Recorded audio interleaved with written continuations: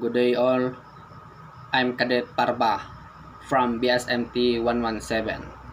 So today I'm here to discuss its procedures and order of events for the safe conduct. First is making fast.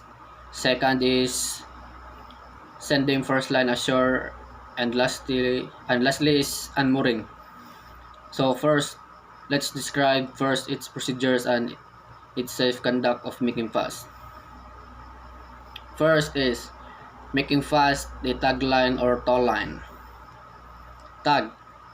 A tug, or more commonly a tugboat, is a secondary boat which helps in mooring or berthing operation of a ship by either towing or pushing a vessel towards the port. A tag line. A tag line or tow line is the essential link between tug and ship. This applies to tugs operating alongside a vessel in the push-pull mode, as well as towing tugs fastened with a tow line to the bow or stem of the or stern of the ship, also called tugs towing on a line. So let's proceed of its steps and safety procedures. When letting go the tow, no attempt should be made to heave in the tow line slack before making positive communication with the tug's crew and they have indicated that they are ready to receive their line.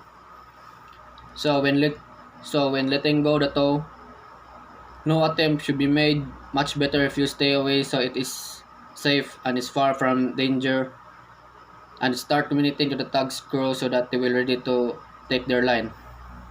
Next is use turn the messenger around the bollard to control the speed at which the tow line goes out and is retrieved on the board tug. So use turns of messenger around the bollard to control the speed of the ship. Next is equipment should use for towing should be adequately maintained and inspected before use, as during towing operation excessive loads may be applied to ropes, wires, fairleads, beefs, and connection. So equipment used for towing should be adequately maintained and inspected before using it, so it will not prevent risk when you use it without checking it daily. Next is prior to towing operation being undertaken, the master should establish suitable means of communication, exchange relevant information, and agree a plan for the tow with the tug master. So the master should establish suitable means of communication so that it will not prevent risk when operating or misunderstanding. Next is all workers involved should be adequately briefed and their duties and safety precautions to be taken. They should be equipped with personal protective equipment including safety helmets and safety shoes. So all workers must be active and be responsible to their duties and must be prepared and must be equipped with proper PPE or personal protective equipment for its safety. Next is workers should, wherever possible, agree with the tug crew the area where the heaving line is to be thrown to in order that they move to clear.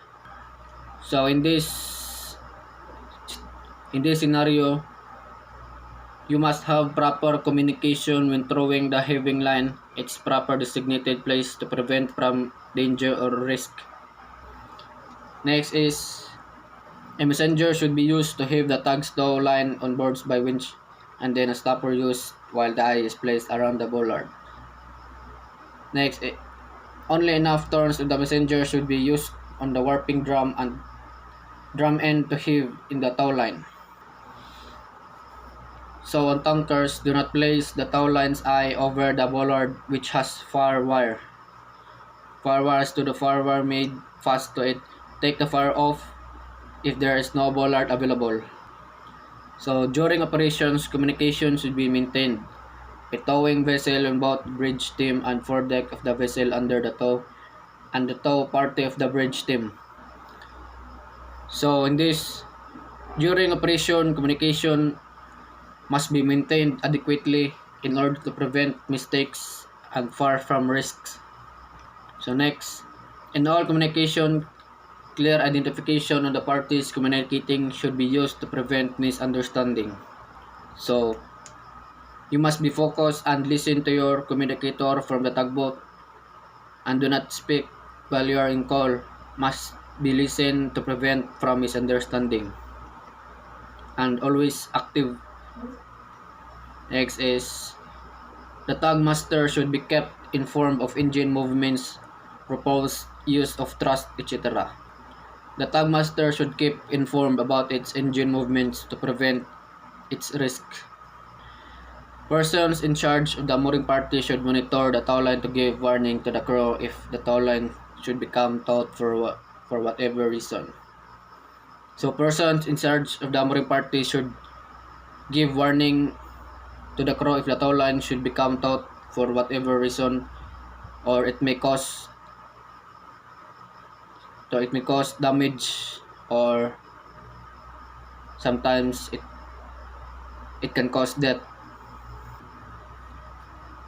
So the second is sending first line ashore, making fast, and unmooring.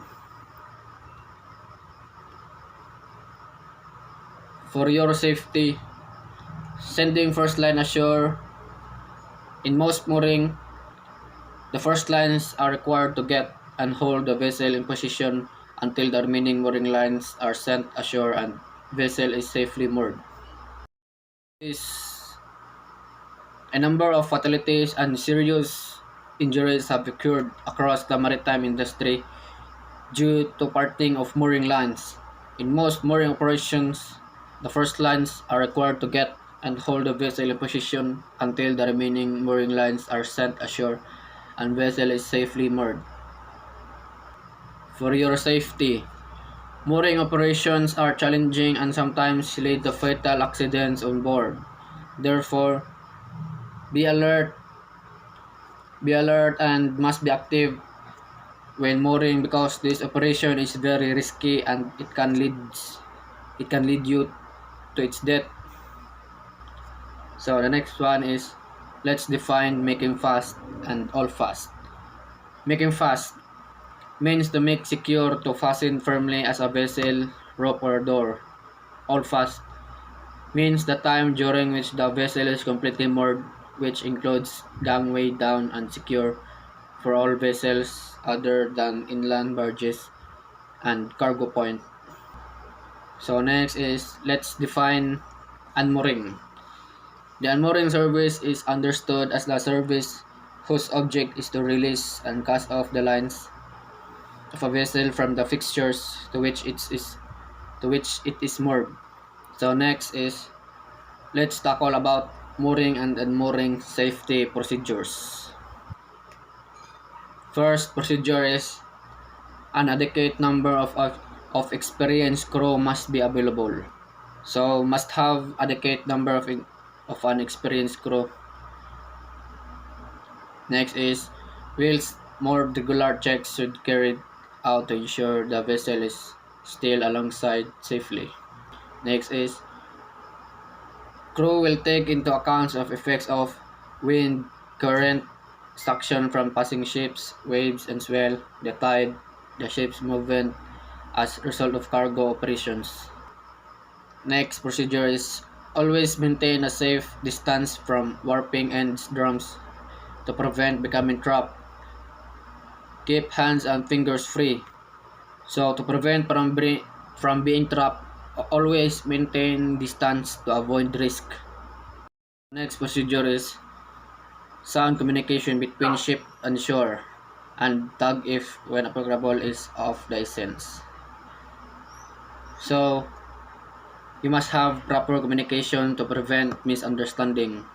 So next procedure, wear stout protective gloves to ensure a strong grip as a rope burns and still capable of burst. So you must have to wear proper gloves when operating to prevent risk. Next, be vigilant of observers whilst mooring and unmooring.